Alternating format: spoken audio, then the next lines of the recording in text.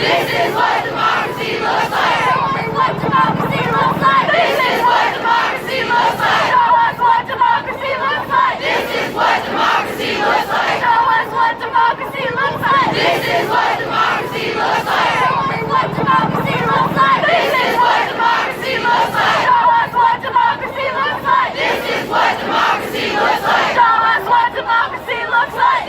As I read the headline, several fatalities in Florida school shooting, I was horrified. But I didn't admit you to this world. I saw their beautiful faces, their mothers weeping, and suddenly I felt everything. Like all of you here today, it ignited a fire in me, and I knew enough was enough. A fire that should have been ignited 20 years ago in the politicians that are responsible for keeping us safe. After Columbine and Sandy Hook, we sent our thoughts and prayers. We sent sympathy to the survivors and the victims' families. But there is a clear difference between sympathy and action. Now is not the time for empty condolences, but for policy and change. So I watched as the definition of an AR-15 was debated, a weapon that has been used repeatedly to attack and slaughter innocent people, a weapon of war. Enough is enough. I watched as the Parkland students were forced to grow up overnight and were tasked with keeping our politicians accountable. Enough is enough. I watched as the National Rifle Association put a target on the backs of everyone fighting for common sense gun reform. Enough is enough.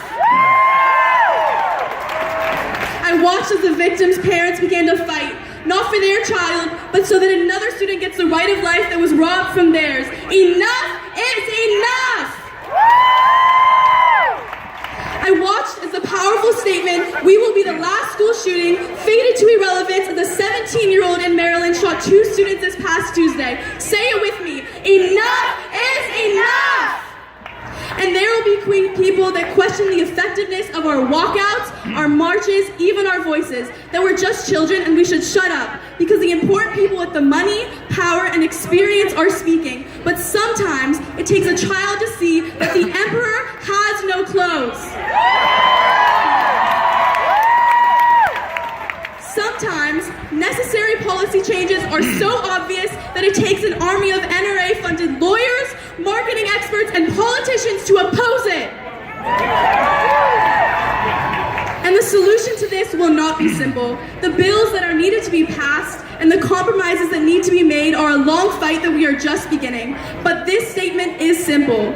Students should not be able to legally obtain firearms and weapons of war to slaughter their classmates, and if you agree, then we have no option but to fight! So we march here today for every student that has ever feared for their life while getting an education, every student that had to send that last text, every mother, father, sister, and brother that had to say goodbye too soon. We are here for Alyssa, Scott, Martin, Nicholas, Aaron, Jamie, Chris, Luke, Cara, Gina, Joaquin, Elena, Meadow, Helena, Alex, Carmen, and Peter. And we stand in solidarity. We stand in solidarity with Parkland, but we are also here for the thousands of victims of gun violence whose names never made the news.